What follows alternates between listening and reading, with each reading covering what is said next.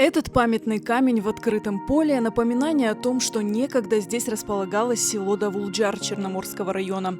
Только представьте, уютное селение с колодцами, собственной мечетью и даже медресе, куда на учебу приезжали дети со всей округи. Давулджар койы мына шындыгы заманда Кировский мына касабасы болгандай бек бабабан кой болган, оны янында küçük көйлер болган.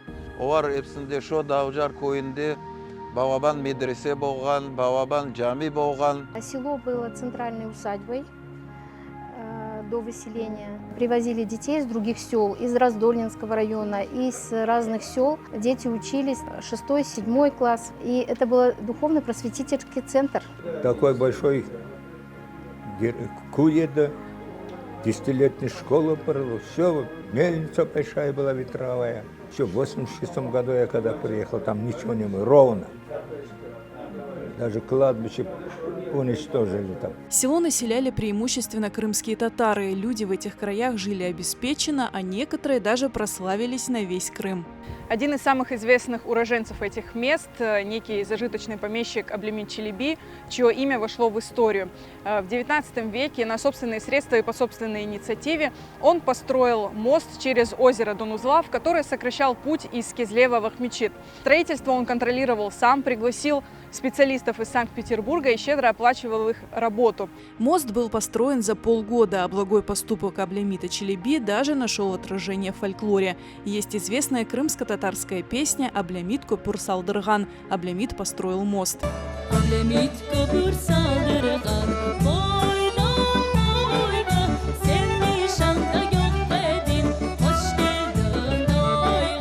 Это был трехарочный каменный мост, под которым свободно могли перемещаться небольшие суда. В годы Второй мировой войны мост был разрушен и восстановлен лишь в 1964 году.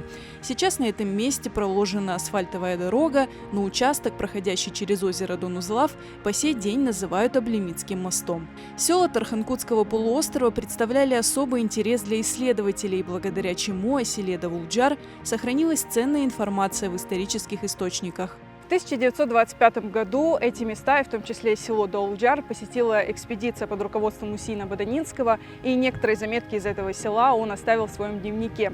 Он отмечал, что в селе на тот момент было 45 дворов, здесь работала мечеть, функционировала медресе на протяжении 80 лет.